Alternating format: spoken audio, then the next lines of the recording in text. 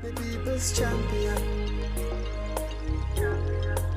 Our mission is love. Our vision is love. Jamaicans. On September 6th, the Minister of National Security, Dr. Horace Chang, opened the debates on the Firearms Prohibition, Restrictions and Regulation Act 2022 in the lower house. Right, and the act speaks to, among other things, a mandatory minimum sentence, life sentence that is, for illegal possession of firearm, and a mandatory 15-year sentence for other offences.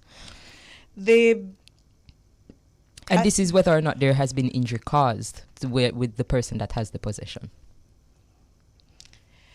The bill was passed by the lower house on September 7th and is scheduled to be debated on September 23 and 24th in the Senate. And following the debates, Jamaica will see the declaration of a gun amnesty, and the amnesty will allow for persons who may be in possession of an illegal firearm to surrender the weapon without charges being brought. Dr. Chang, interestingly, in his presentation, did acknowledge that there are different levels to gang involvement in terms of gang leaders versus youngsters who may be recruited by larger gangs. And he noted that the zones of special operations, for example, it has social interventions, which he hopes will address the issue of youths who are involved in gangs and criminal activities. Well, in our submission to Parliament regarding the new Firearms Act, we would have outlined, Jamaicans for Justice would have outlined, among other things, our concerns about the mandatory minimum sentences, as they do not serve, based on our research, as a deterrent to crime, but they may place a very heavy burden on our already overburdened prison system. All right, so with us to discuss the new firearms legislation is former Member of Parliament and Minister of Education, Reverend Ronnie Thwaites, and Attorney at Law, Bert Samuels. Welcome, gentlemen.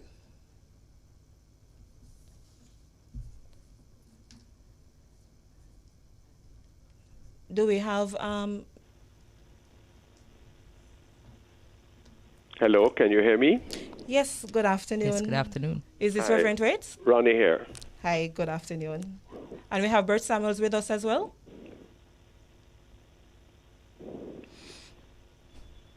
All right, we're not hearing Mr. Samuels, but Rev, it's such a pleasure to have you. Thank you. And I'm Michael Jackson, and here with me is Jade Williams. Thank you. Greetings to you both. All right, so do you have any views on the proposed bill in terms of the implications for the mandatory minimum sentence? You know, I have a memory. Yes. I was around when we had that sentence of indefinite detention for possession of a firearm and gun crimes in the 1970s, and it didn't work. The judges, quite correctly, don't like minimum sentences, or in that case, indefinite detention, which had many resemblances. And so they become very, very wary of conviction. Yes.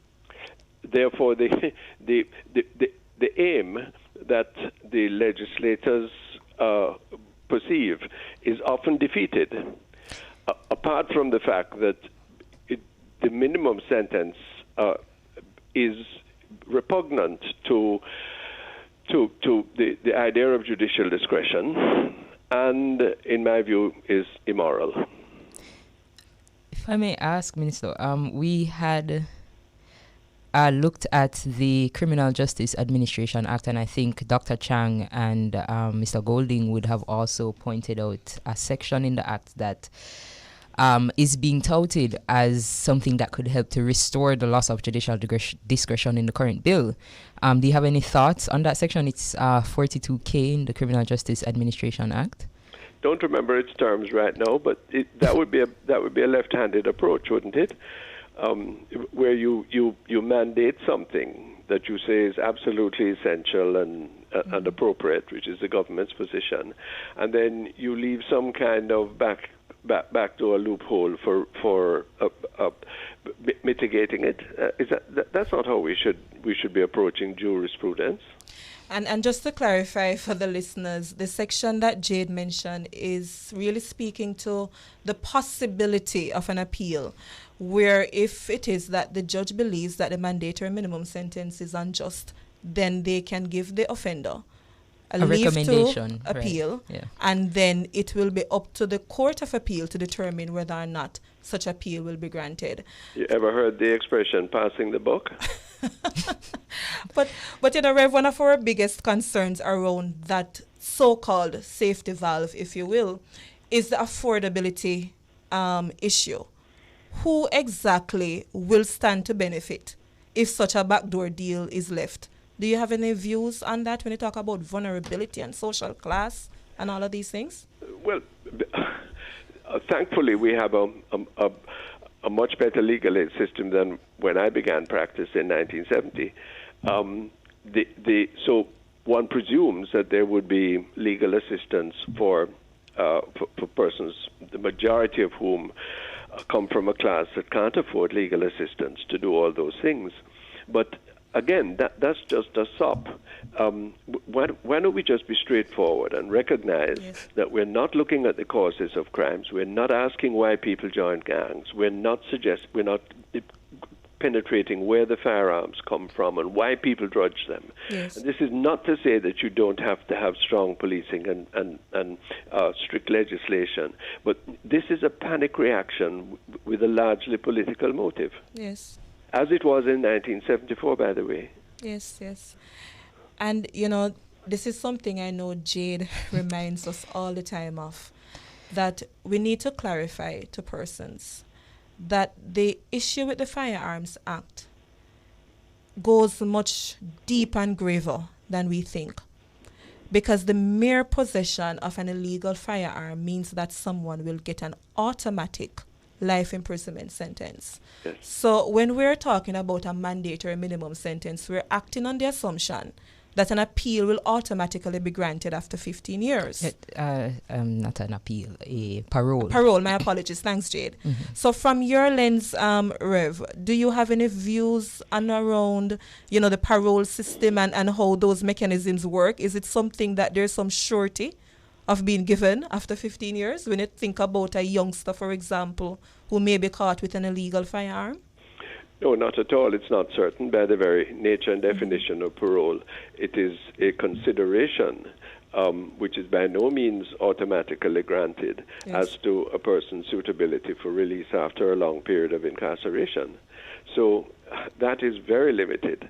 I remember the people who were locked up indefinitely for having a cartridge, Yes. Right. which I believe is going to be similarly caught in as I read this legislation. We learn nothing from our past, ladies. We don't understand that strong measures are indicated, no doubt, but that to do it this way is in fact to reckon injustice. One, it is to violate the victim. Please don't let us I can hear the echoes of people saying, listen to these people forgetting the victim. We're not. Yes. We're asking for constructive, rehabilitative, as well as deterrent measures, and simply to sentence people for life. After probably 3 or 4 years in custody, because that's this legislation has to be seen in the context of the way the judicial system works or doesn't work. Yes. Yes, is not going to solve our problem. All right. Thank you so much, Reb. We actually have Mr. Samuels. Mr. Bert Samuels on the line with us. Welcome, Mr. Samuels. Yeah, may I apologize. I had connection problems. That's not a problem. Thank you very much for joining us. But you've joined us at right now. We're about to go for a short break. So if you could just stay online and we will come back to you right after the break. Welcome back to Let's Talk Justice. I am Jade Williams, Policy and Advocacy Officer at Jamaicans for Justice, and with me is Mikel Jackson, and also with us is Mr. Bert Samuels, attorney at law.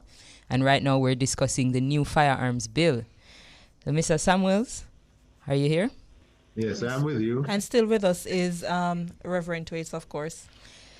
Great. So Mr. Samuels, we had a long discussion with Reverend Thwaites before you were able to join us, and we spoke about some of the implications of mandatory minimum sentences. But what I'd like to pick your brain about is about the omission of issues related to the planting of firearms in the bill. Having read it thoroughly, we have seen no mention of what we would consider to be a major issue involving corruption that has not been mentioned. So what are your thoughts on that? It's interesting that you have said that, because I've always said that when you're going to make draconian legislation, then you have to have, legislation accompanying that makes it harsh punishment for those who seek to, as you've said, plant evidence on persons. And I've had experience in the court. There's a David Clark matter, which is a matter of record in the press, where his ammunition was planted on him, and it was proven to be so planted in the court because the member of the army who recovered the ammunition from the bushes at Riverton City was able to give a statement to the director of public prosecution that he recovered it from the bushes. Whereas the police officers from the Hunts Bay police station said that they went there, they were not there on the soldier's account, and saw the ammunition in the pocket of David Clark. So the case had to be thrown out. Now, we have followed through with this acquittal because it didn't end there for me. I wanted justice to be done across the board. And with the passage of 5 years, there has been no movement. The police officers remain in their job, no investigation. I engaged the public defender. I wrote to the DPP and the Commissioner of Police, repeating what happened in the trial, sending the statement of the soldier, which contradicted the police officers who I've said were not on the scene. They planted themselves on the scene. So there were two plants, planting themselves on the scene and planting the ammunition in the pocket of David Clark. And just to say it, this is something that we have seen documented by reports coming from JCF itself, Jade, as well as a 2018 Indicom report. So this is not just a single matter that Mr. Samuels is referring to. This is something that is systemic, and I think we have to acknowledge that, certainly. And I think in the context of our conversation with Mr. Thwaites, we would have spoken about mandatory minimum sentences. What are the implications now with no provisions for planting, mandatory sentence of life imprisonment for possession? What are we looking at here in our legal landscape? Yes, these mandatory sentences have this awful feature that nothing draconian is done to the persons who seek to cause people to be imprisoned, and it has been exposed. So this mandatory sentence issue is historically, it's been a problem for Jamaica. You recall before 1972, for possession of a spliff, you had a mandatory 6-month imprisonment period. 18 months. 18 months, thank you. Which had accompanied it when Rastafarians were taken to the prisons. They were trimmed so that the discrimination against Rastafari was heightened by this mandatory sentence, because it meant not only the person went to jail for a user amount of ganja, but was trimmed by the prison rules. Oh, wow. So similarly, it has implications for persons based on social class and other. That is it. It is aimed. So that the stigma, the anti-Rastafarian stigma that plagued the police force, which heightened in the Coral Gardens beating and persecution of Rastafari, that was a continuing situation in Jamaica. So that these mandatory sentences come to affect the certain social classes, as you have said. Absolutely. It's the young man in the ghetto who is going to be, And as you say, young, I consider those children who are at risk, those children who are being influenced by gangs, Where do they fit into this landscape? Because I don't know how familiar you are with the bill, either of you, with the bill, but we would have seen where the implication is that we should use the Child Care and Protection Act as well as the Gun Court Act in order to deal with children under the Firearms Act. But what we've realized is that using those acts who have their own problems are not sufficient in protecting children who are vulnerable to Jade is certain putting gang it activity. mildly. Under the Child Care and Protection Act, our youngsters can also be placed in prison for up to life. And for those who are age 12 and 13, you can get up to 25 years. So to you, Reverend, you sat in the chair of Ministry of Education, which would have addressed young people. Do you have any concerns around this? Great concerns. First of all, let me greet Bert Samuels and thank him for his advocacy on the matter.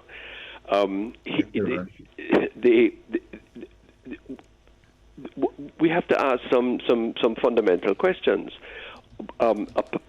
Apart from being distracted and distressed at the current level of violence and murderousness, what is attracting young children to so-called gangs? What is it in there that do we think we can get all of them into prison?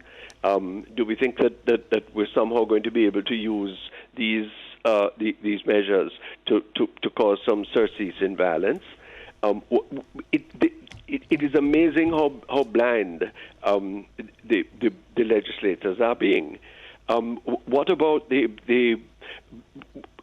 this legislation being complemented by the attention to the atrocious living conditions of the majority of our people, the weak families, the encouragement of uncommitted sex as a prime exercise of personal freedom, the charade of equality in education, the exclusion of moral learning, the putrid ethic in our society that you must win at all costs and that money can get you anywhere? Yes. I mean, if you told me that you needed serious legal penalties in order to bring people together to ensure that they were into a matrix where they were being rehabilitated, retrained, resocialized mandatorily, then I begin to understand what you're trying to do. This is a classist thing. This puts Horace Chang, Andrew Holness, Marlene, whatever lady, on the side of Governor Eyre and Baron von Kettleholt rather than on the side of Bogle, Sharp, and Gordon. Those are strong words, Rev. Yes. But Yes, they are. we're coming up on to end the interview. What is your last word, starting with you, Rev, and then to Mr. Samuels, to the Senate, who will be meeting to review the bill? What would you urge them to do? Discernment and courage, and could they please shed the two things? One, the knee-jerk party loyalty on the one hand, and two, just this very palpable, understandable fear of the moment, and look at fundamental causes. To you, Mr. Samuels, you're urging to the Senate, and then we take... My urging to the Senate is that they should trust our judges. Judges should be given the latitude and the discretion to impose the appropriate sentence. The Constitution is not arranged in such a way that the Parliament passes sentence, and that's virtually what's happening. Yes. We have marginalized our judges who can get social inquiry reports and pass the appropriate sentences in the appropriate circumstances. Thank you very, very much for both of your contributions. We'd just like to say thank you. And again, just to recap, that's Reverend Ronnie Thwaites, who is a former MP and minister, as well as Mr. Bert Samuels, attorney at law. Thanks so much, gentlemen, for joining us.